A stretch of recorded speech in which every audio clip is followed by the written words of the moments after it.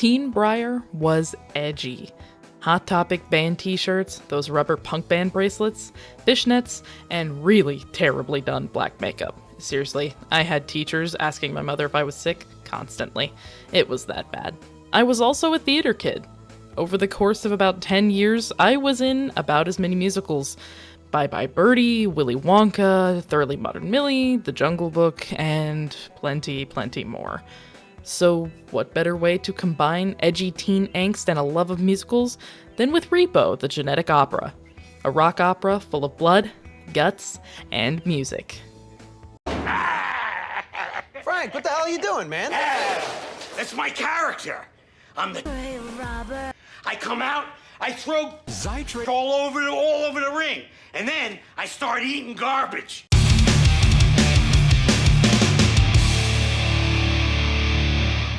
Real quick, before we get into the nitty-gritty of Repo, let me explain what a rock opera even is. The definition is pretty simple. It's an opera, but instead of classical Italian arias, it's, well, rock. Typically, these rock operas are released as concept albums, or albums with music that all connect to an overarching story. Remember My Chemical Romance's The Black Parade? Yep. That's a rock opera. As is Green Day's American Idiot, Marilyn Manson's Mechanical Animals, Pink Floyd's The Wall, and, a personal favorite, David Bowie's The Rise and Fall of Ziggy Stardust and the Spiders from Mars. Now Ziggy play guitar, jamming good with weird, Spiders from Mars. Repo, the Genetic Opera, is a rock opera that came out in 2008, written by Terence Zdunich? Terence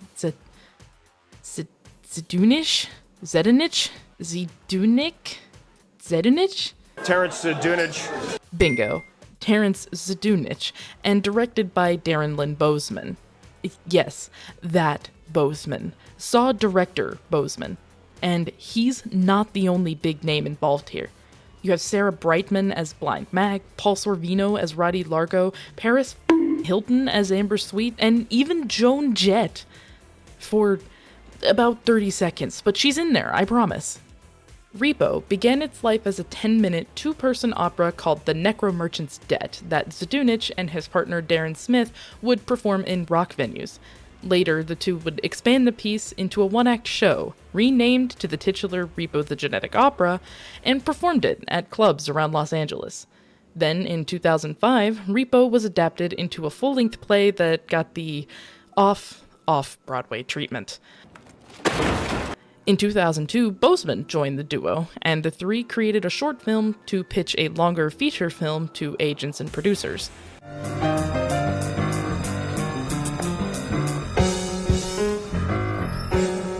No, I've gotta go. I've gotta go! My dad's gonna kill me! How old are you? I'm 17. Lucky for them, Lionsgate picked up Repo for a full-length film. But unlucky for them, it flopped. Hard. After its premiere at Fantasia Film Festival in 2008, Repo had a limited run on about 7 screens in California, Illinois, Alabama, North Carolina, Missouri, and Canada. Repo made about $54,000 during its theatrical run, and as of today, it's grossed about $188,126. But I'm getting a bit ahead of myself here. Let's take a look at Repo itself. I don't like them putting Zytrate in the water that turn the friggin' frogs gay! Repo takes place in 2056, a dark and dystopian future where organ failure has become a huge epidemic and wiped out most of the human population. Luckily, there's a totally altruistic and not evil megacorporation, GeneCo, that's here to help. GeneCo provides organ transplants on a payment plan, generously blessing the population with a chance at life. But wait, miss your payments and you'll be hunted down by Repo men, who will come to your house and ask nicely for the organs back. With a scalpel! Thanks to Gene Co, surgery and medical glamour have become the new trend, making the remaining populace crave surgery and the social boost that comes with it. The CEO of Gene Co, Roddy Largo, is terminally ill, and his 3 kids, murderous Luigi, face-stealing Pavi, and fame-obsessed Amber, are disappointing and unworthy of inheriting his life's work. You are a disgrace. Your genes are not worthy of mine. Oh.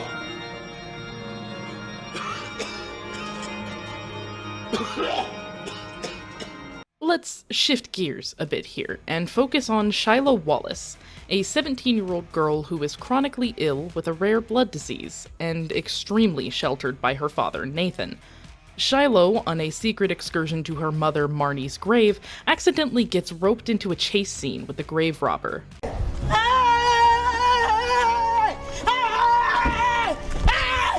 Why are you running? Why are you running?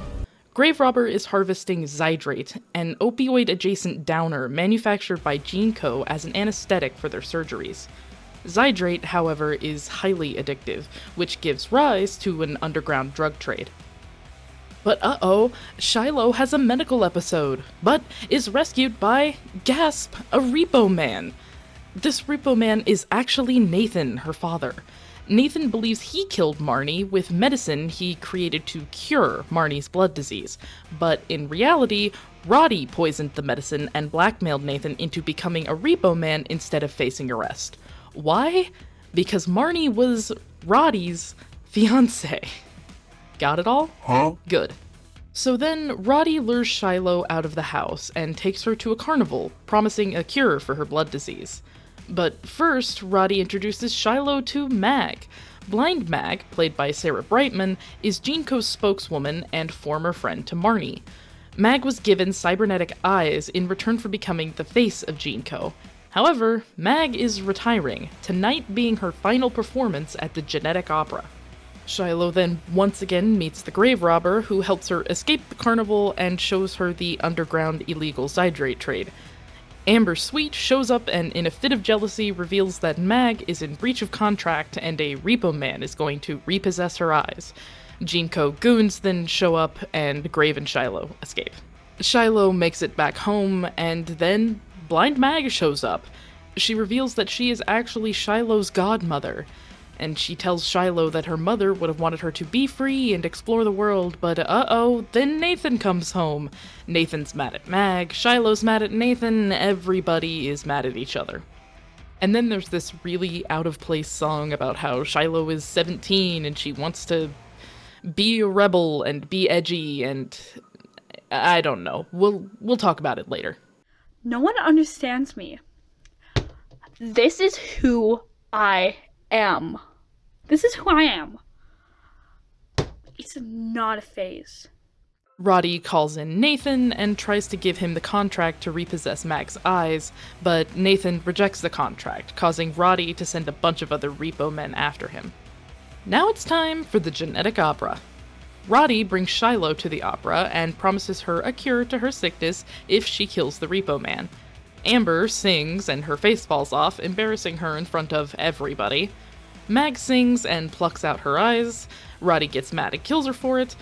Backstage, Shiloh lures the Repo Man into a room, smacks him with a shovel, and reveals, oh no, it's her dad. She disowns him and runs off, and Nathan vows to Make Roddy pay. Shiloh then stumbles on stage, and Roddy reveals that Shiloh has actually never been sick. Her father has been microdosing her with poison, so she'll never leave and he won't lose her like he lost Marnie. Roddy gives Shiloh a gun and tells her she can inherit Gene Co and all of his fortune if she just kills her father. In a twist, she threatens to kill Roddy. Nathan tries to stop her, not wanting her to be a murderer like he is. Roddy gets fed up and shoots Nathan, then dies immediately afterwards. Shiloh and Nathan reconcile, and then Nathan dies on stage. Shiloh rejects Gene Co and fucks off into oblivion in a limousine. Amber then takes over everything, and Gene Co continues to run the world into the ground. And all of this plot is shoved into a rock opera that's only 98 minutes. 98 minutes. What?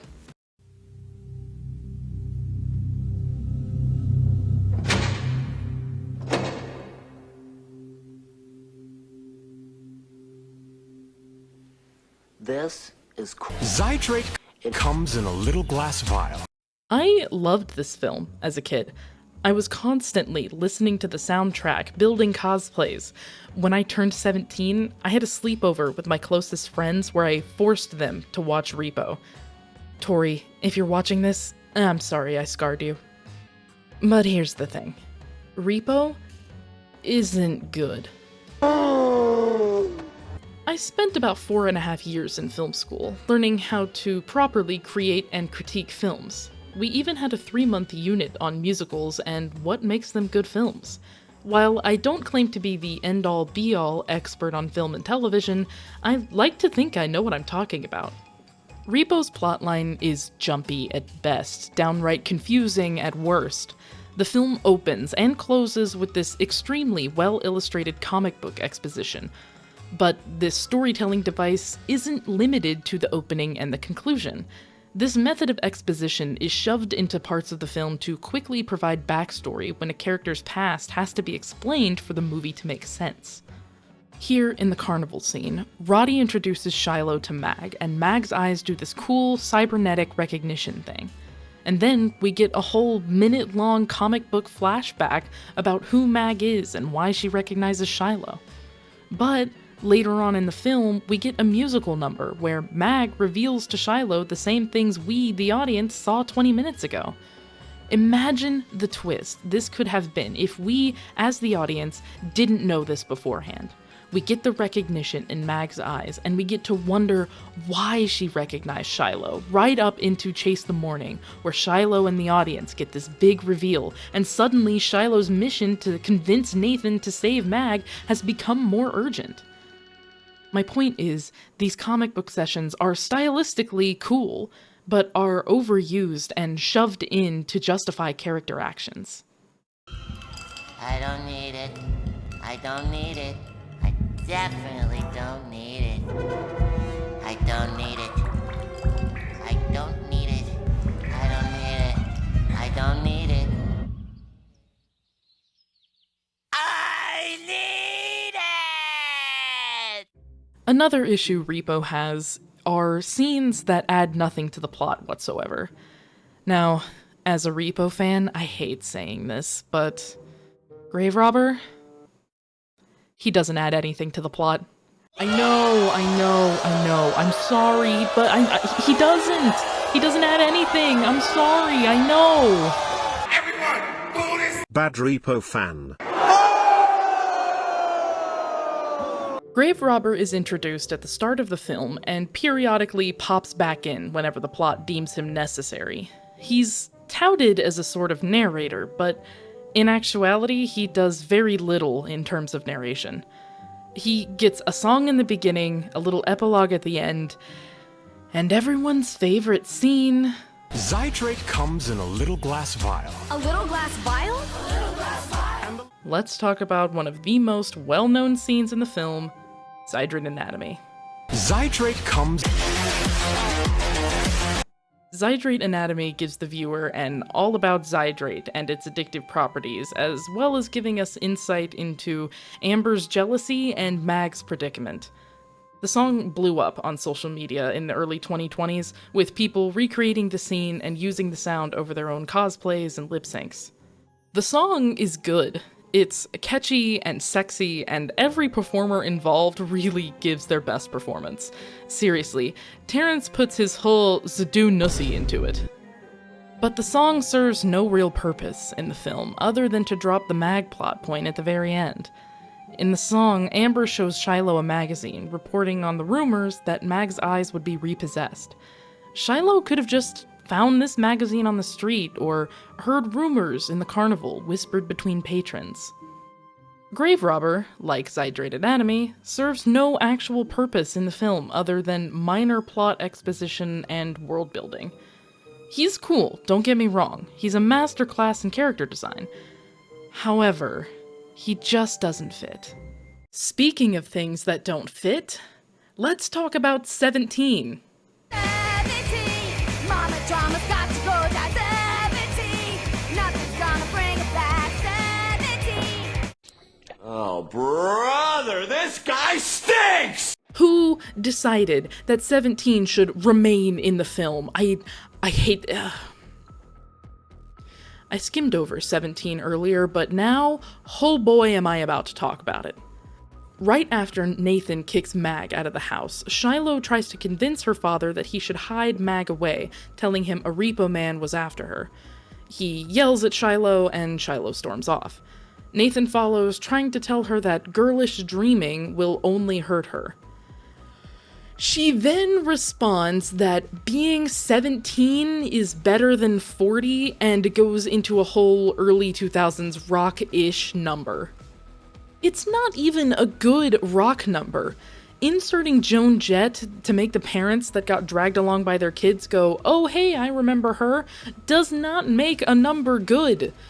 17 tries to be a mixture of a rebellious rock anthem and an I want song for Shiloh, but it doesn't even tell us what Shiloh wants. Shiloh gets a much better I want song at the beginning of the film with Infected. Oh, I want to go outside.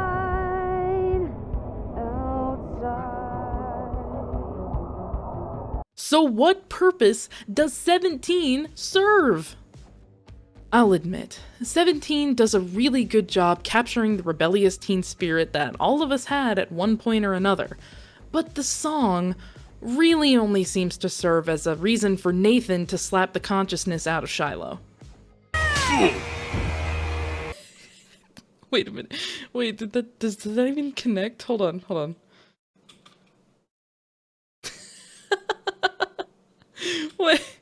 Wait. I don't think that even connects. It doesn't even connect. His hand is miles away from her. Hold on.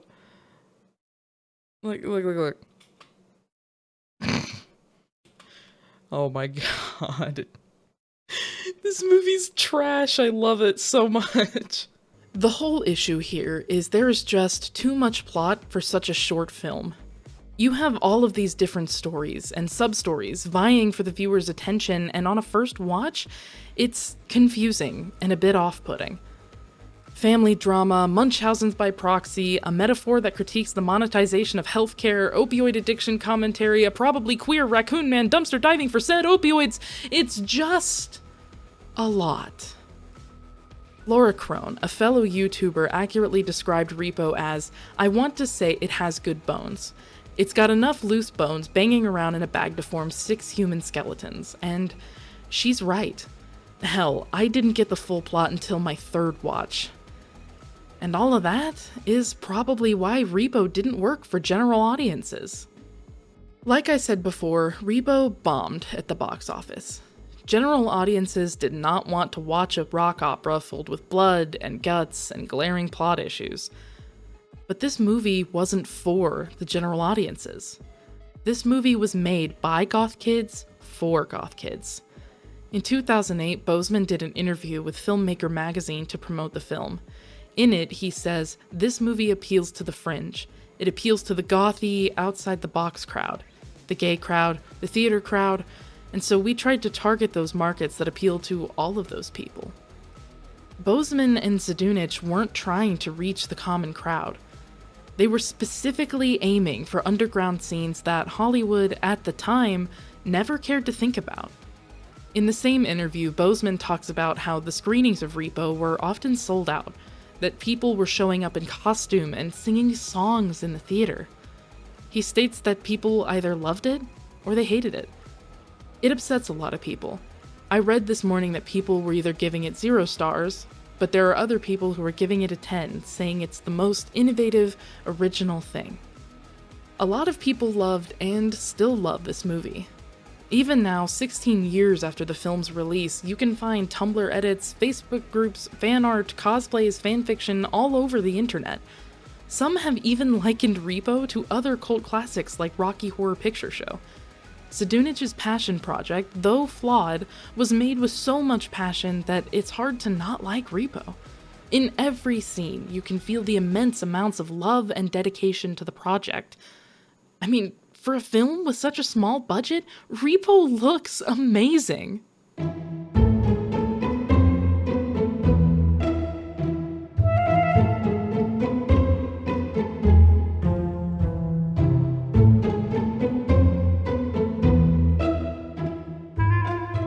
The set decorating was done by Liesl Delary, the same person who did the set direction for Hedwig and the Angry Inch and several of the Saw movies.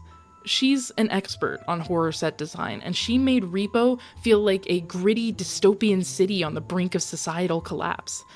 Pair her amazing set designs with Alex Kavanaugh's brilliant costuming, and Repo becomes the grittiest, gothiest, edgiest rock opera this side of the 2000s. And obviously, you can't forget the other amazing talents in costumes, set design, makeup, practical effects, SFX. But to go through all of them here would take at least another 20 minutes, and I don't think you guys want to hear me list names for the rest of this video.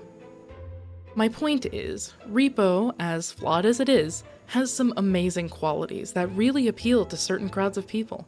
People who, growing up, may not have felt seen or represented in common media.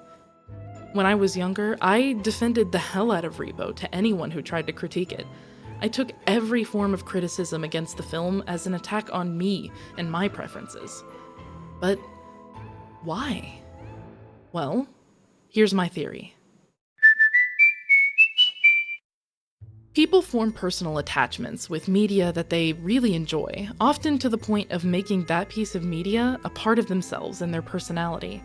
So when someone critiques said media, it feels like a personal attack rather than just a simple critique. Take the Steven Universe fandom, for instance. What? Yes, I am actually talking about Steven Universe in a video about a gory rock opera. What the fuck? The Steven Universe fandom was notorious for defending it as the best cartoon of all time. People loved it because of the bright and fun characters, beautiful music, gorgeous art design, and the queer representation that was unheard of in shows at the time. People latched onto the show, and thus got extremely defensive when anyone challenged their view of the show. Bullying, doxing, coordinated campaigns against people inside their own fandom, all because someone drew a character a bit thinner than the show portrayed her. Other fandoms are guilty of this attitude as well. Supernatural, Voltron Legendary Defenders, Sherlock, K-pop fandoms, basically all of the big fandoms on Tumblr back in the day. And this isn't just limited to online culture either. We see it in politics every single day. Check the comments of any news article on Facebook or Twitter. You'll see someone, in some way, bring up a critique against a political party, and their replies will be filled with hatred and vitriol. And sometimes, even death threats. Even I'm guilty of this. I defend my terrible medical dramas to the death when my husband points out a flaw. So pick me. Choose me. Love me. The thing is, you don't have to be defensive over the things that you like.